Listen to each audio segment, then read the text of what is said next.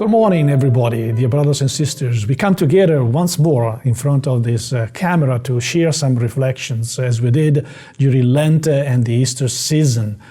This time we come back, however, only 4 days a week. Sundays, Mondays, Wednesdays, and Fridays. We will do so by reflecting on the readings of each day's liturgy in light of the current situation in which we live, that is strongly determined, certainly by COVID-19, by, I would say, also some economic hardships, as well as some social unrest that is popping up here and there.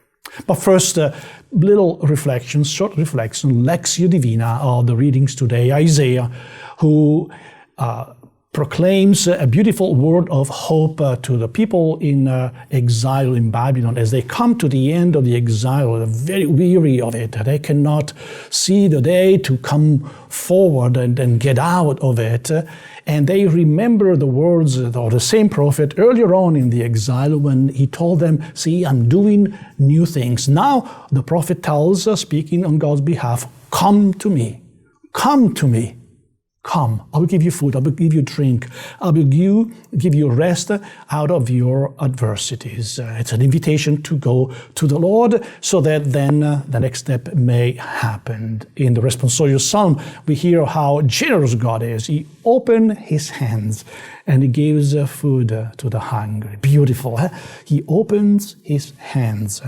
The second reading brings to closing a beautiful section of the letter to the Romans in which St. Paul has talked about how the Spirit within us speaks and prays and intercedes on our behalf, how we are part of God. And now he tells us, hey, you know what?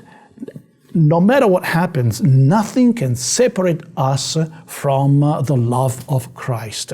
It's a beautiful word that strengthens our desire to be rooted into a strong and eternal reality. Nothing, no death, no powers, nothing, just say nothing, and that you said all can separate us from the love of Christ. And finally, we move to the gospel. Jesus has just heard that John the Baptist has been killed, he's dead. And of course, he's shaken up personally, but also reflecting on his own life. He has to move deeper into his mission. So he decides to climb up a place, a mountain, and there to spend the time in prayer. But the people follow him. And so as he enters into the communication with God, with his Father, the people are there demanding something. And they stay. He's moved with compassion. He gives them teaching. He heals them. He gives them food.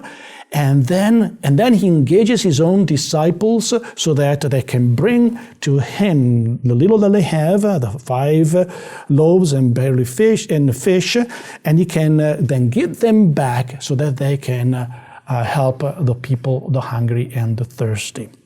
Dear brothers and sisters, we have these 3 areas of concerns. We are immersed in the COVID-19. We have economic hardships, and we live in some social unrest, the George Floyd situation, the destructions of the statues of San Junipero Serra.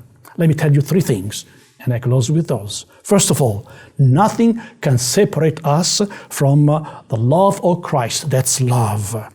Turn to Christ. He promises you, he gives you good food, hope. And finally, turn to your brothers and sisters. Open your hands to them rather than holding up a fist to them. Don't let them demand, but you give what you have out and offer, and you will become another Christ.